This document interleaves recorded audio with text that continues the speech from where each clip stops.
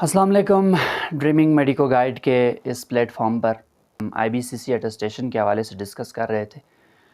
Basically 3 से 4 step जो है जहाँ पर हमने अपनी basic detail, education details, documents upload किए। अब हम वहाँ पर पहुँच चुके हैं जहाँ पर हमने आईबीसीसी अटेस्टेशन का जो है वो मेथड सेलेक्ट करना है। बेसिकली आईबीसीसी जो है वो आपको 2 मेथड्स प्रोवाइड करती है, एक तो वॉक इन प्रोसेस है और दूसरा जो है वो थ्रू कोरियर सिस्टम। दोनों में डिफरेंस है और कौन सा आपके लिए फ़िज़िबल है, कौन सा आपको सिलेक्ट करना चाहिए, यह मैं आपको बताऊंगा। सबसे पहली बात, वॉक इन प्रोसेस का मतलब ये है कि आप अगर वॉक इन प्रोसेस सेलेक्ट करते हैं तो आगे आपको जो है ना एक डेट जो है ना वो सिलेक्ट करनी है। उसके बाद आपको आईबीसीसी बताएगा कि उस डेट पर आपके पास स्लॉट्स अवेलेबल हैं या नहीं हैं।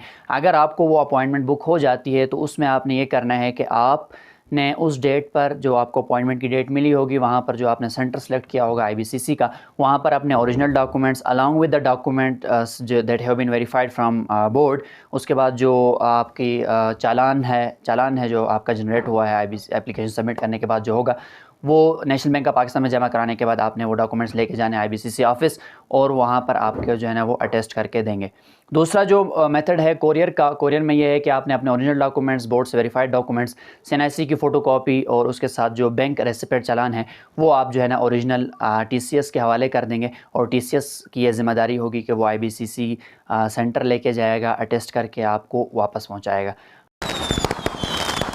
अब कौन सा सिलेक्ट करना चाहिए, कौन सा ज़्यादा टाइम लेता है, तो देखें आपने 2 चीज़ों का जो है ना वो ध्यान रखना है। अगर तो आपका जो आईबीसीसी सेंटर है वो आपके करीब पड़ता है, और पहली बात अगर वो आपके करीब पड़ता है, दूसरी बात अगर आपको अपॉइंटमेंट की डेट करीब की मिल रही है तो आप जो है आई विल प्रेफर कि आप जो है वो वॉक इन प्रोसेस सेलेक्ट कर लें। वॉक इन प्रोसेस में ये है कि अगर आप ख़ुद जा सकते हैं या आपके सिबलिंग से कोई जो है वो जा सकता है वहाँ पर, उसके लिए एक्सेसिबिलिटी है, इजीली वो जा सकता है, तो वो फिर जो है ना वॉक इन प्रोसेस सेलेक्ट कर लें। अपॉइंटमेंट डेट मिलेगी, अपॉइंटमेंट डेट अगर आपको करीब की मिल रही है तो वो आप सेलेक्ट करके उसको सबमिट कर दें। जो आपको अपॉइंटमेंट डेट मिलेगी उसमें जो है ना आपने उस दिन वहाँ पर जाना है और आपके डॉक्यूमेंट्स जो है वो विदिन जो है वो हाफ़ एन आवर आपको अटेस्ट करके वापस कर दिए जाते हैं।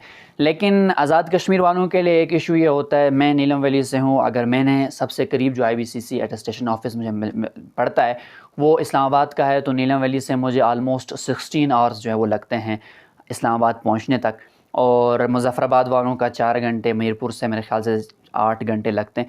तो थोड़ा सा जो है ना डिस्टेंस काफ़ी मैटर करता है, काफ़ी मतलब टाइम लगता है। काफ़ी दूर हैं, नहीं जा सकते, आपके कोई रिलेटिव्स मींस के सिबलिंग्स में से भी कोई जो है वो आईबीसीसी जो सेंटर है उसके करीब नहीं है, तो then you can go for TCS.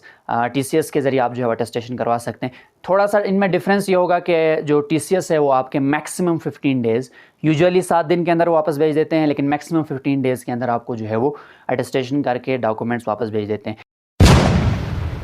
एक क्वेश्चन जो बच्चे के जहन में आता है कि ओरिजिनल डॉक्यूमेंट्स में भेज रहा हूँ, मेरी 10th की सनद है, मैट्रिक की सनद है, उसके बाद एफएससी के जो ओरिजिनल डॉक्यूमेंट्स हैं ये अगर गुम गए तो मैं क्या करूँगा। तो याद रखिएगा कि आईबीसीसी ने जो है वो एक एग्रीमेंट किया हुआ है टीसीएस के साथ। एक चीज़ टीसीएस जो है वो इसको बहुत सेफ़ हैंड्स में लेके जाता है। फ्लायर वाला वो जो है ना वो सील इन्वेलप वो करते हैं, मींस कि उसमें जो है ना आपका कोरियर ट्रांसफ़र होता है और वो बहुत केयरफुली लेके जाते हैं, गुम जाने के कोई चांसेस नहीं होते।